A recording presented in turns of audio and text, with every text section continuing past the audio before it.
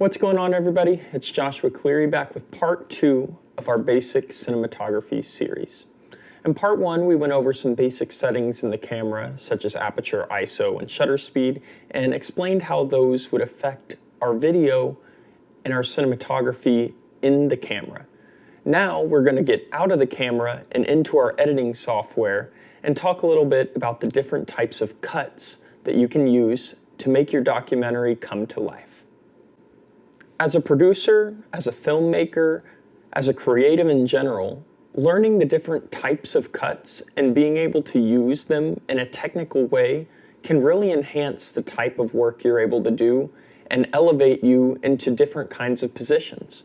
So I think making this episode number 2, as the flow has gone on from really the creative world being so invested in upgrading your camera, upgrading your equipment, getting the best of the best software, hardware, whatever is out there, we lose track of really the basics of what's most important, and that's how you piece the story together.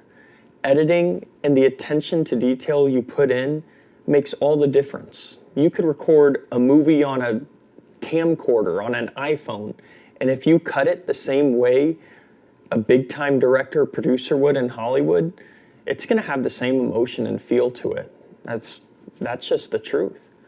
So using those tools that you have at your disposal now and adding on to that with these new different types of cuts that I hope I can introduce to you, or maybe you already know and are just following along, I think that these kinds of things will really be able to grow your work.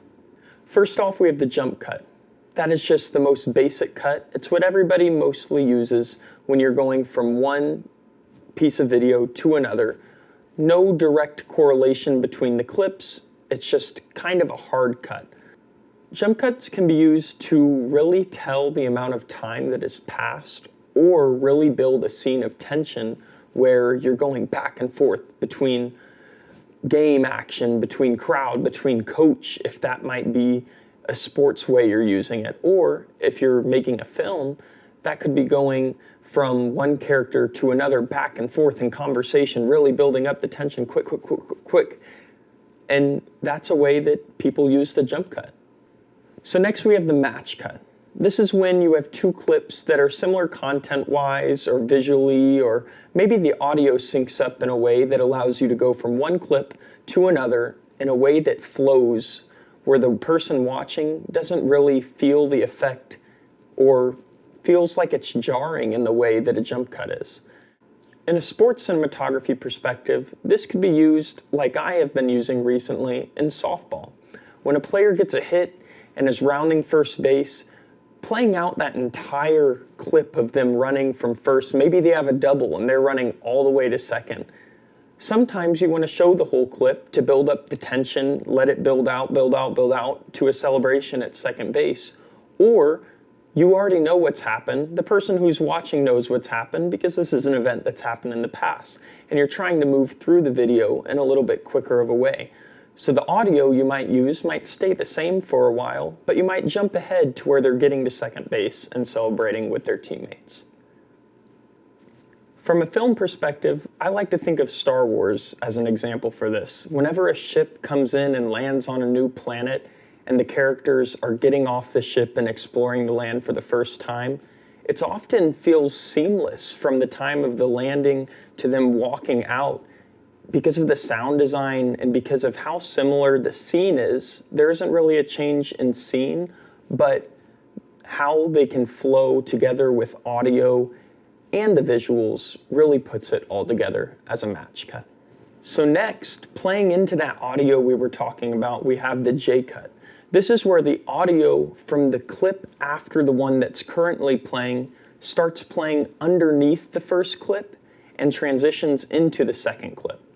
Like I used the softball example before, going from pre-game into game action. I'll oftentimes use the girls' chants in the dugout and have that start playing underneath my clip, and then transition to them in the dugout using the chant. So it allows the person watching to kind of get a sense of what's coming, so the cut isn't as rigid or jarring as it would be if it was just a jump cut. So in contrast to the J cut, we finally have the fourth and final cut that we'll be going over today, which is the L cut. This is when audio from the previous shot continues into the next shot. L cuts can be used to create a smooth transition between shots or to create a sense of contrast between audio and visuals.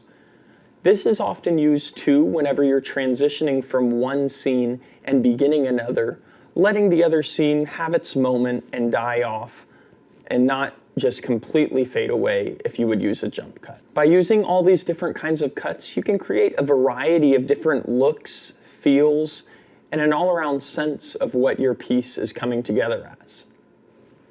Experiment with jump cuts to create tension, match cuts to create a smooth transition, J cuts to create anticipation, and L cuts to create contrast.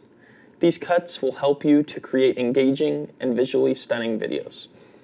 I hope that these tips have helped you grow as a storyteller, as an editor, and you can incorporate them into your shooting as well, knowing what's coming in the future. I look forward to talking to you in episode number 3 of Basic Cinematography. I'm signing off again.